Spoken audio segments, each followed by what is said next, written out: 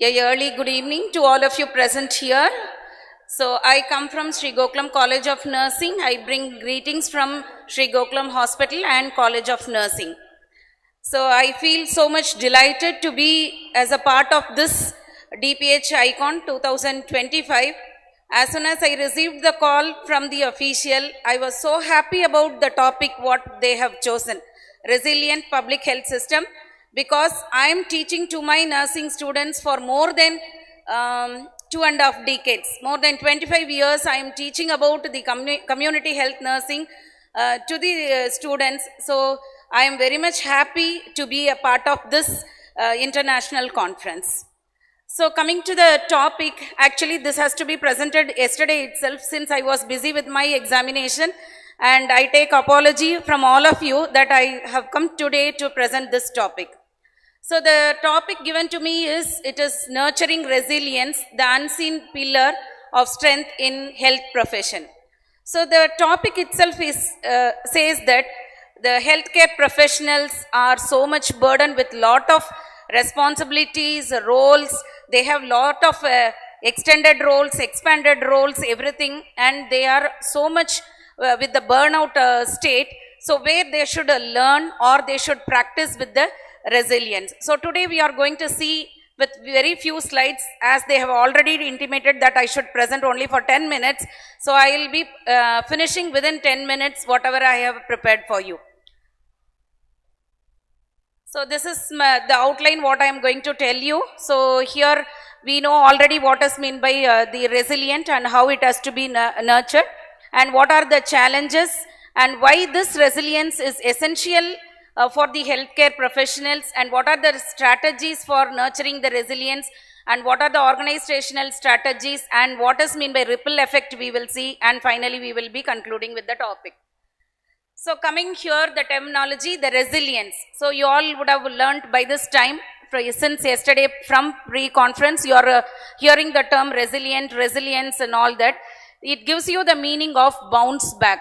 Okay, so any item which is just, whether you compress it or you crush it or something like that, when it comes back to its position, we call it that as the resilient. The same way the healthcare professionals, you know, as I told you in the beginning of my talk, like they are compressed with lot of roles and responsibilities, where they are so much impressed, they are so much crushed, and so many things happens. So they have to bounce back here. So that is, here we term it as the resilience.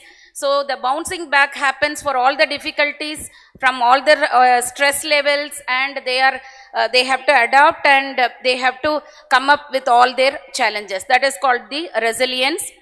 The second term you must learn here is, it is the nurturing resilience. So it is very, very crucial for the healthcare people. Okay, so it is, we can talk on the stage and go, but to adopt anything is very, very difficult. So here we need to cope up with the stress, and we need to maintain our well-being. That is very important, because we are overloaded with all our works and everything. And finally what happened, our mental well-being and our emotional well-being is so much affected. So finally we ourselves will end up with all the problems. The previous speakers were speaking on so many non-communicable diseases. As we know, we have moved from communicable to non-communicable diseases. Nowadays it is the biggest health problems which are seen in all the areas. So we may end up with those problems when our mental and the emotional well-being are not well maintained. And next, it is about the crucial challenge. So what is the challenges? We have long-term works. Okay, either when we are working in the hospital or when we are working in the healthcare field, we are working for long hours, and we have lot of emotional strain is there, and we have high stakes, and we have a consistent evolution of many things.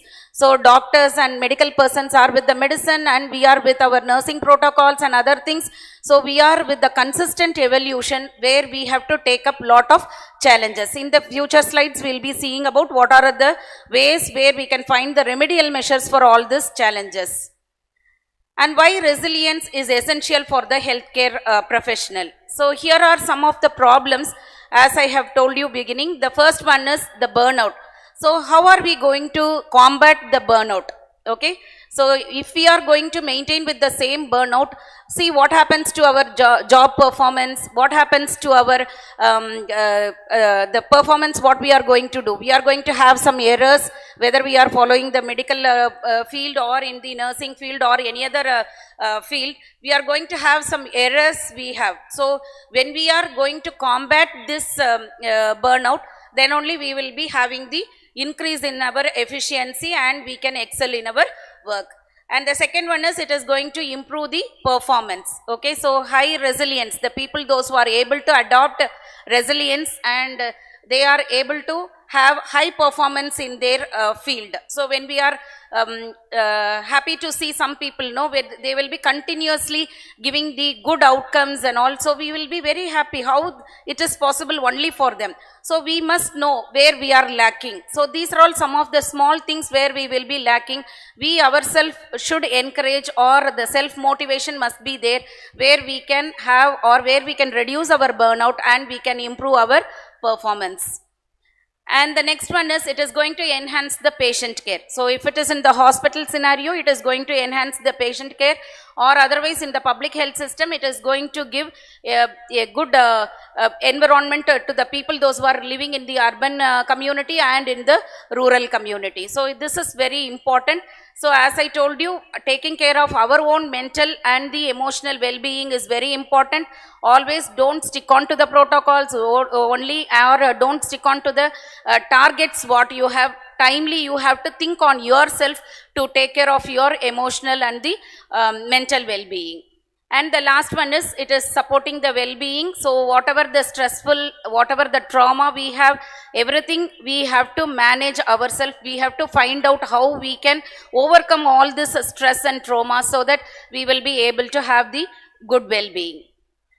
And some of the strategies we are going to follow how to nurture this resilience. We can call it as a path to resilience. The first one is the self-care. So we have lot of choices are there. We can come out. Our working time is from this time to this time. Of course, we are working beyond that also.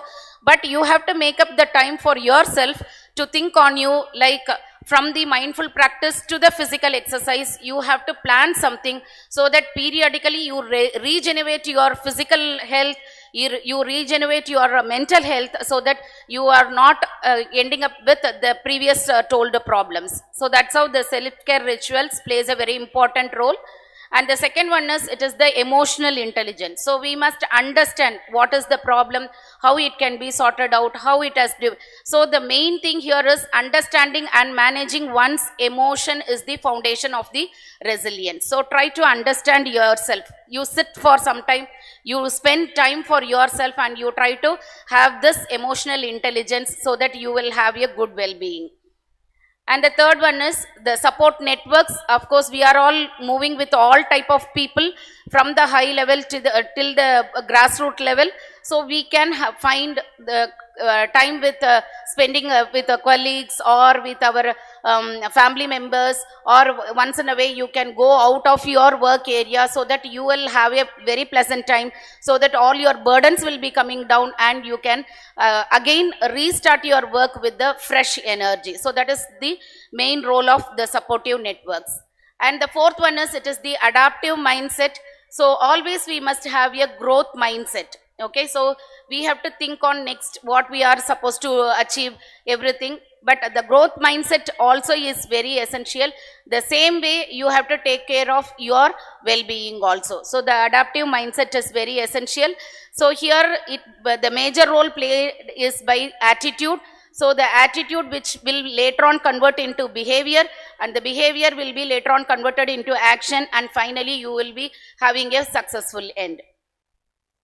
Then the next one is it is about the setting boundaries. So we need to have a boundary, setting clear boundaries between your job and your family. So the job is different and your family is different.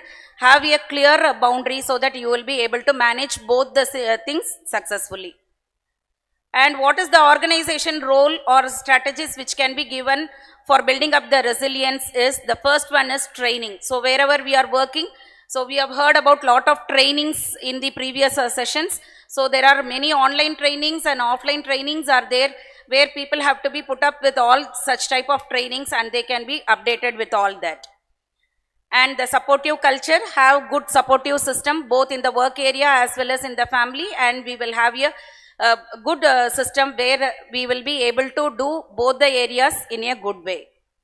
And the third one is, it is the work-life balance. So try to balance yourself. Of course, we are put up with lot of work and we have the life on the other side. So we have to balance both work and the life. So this is called as the ripple effect. Okay, so what is this ripple effect? Of course, we are all doing great things in our own areas, but still I wanted to tell we are reacting to so many unexpected situations.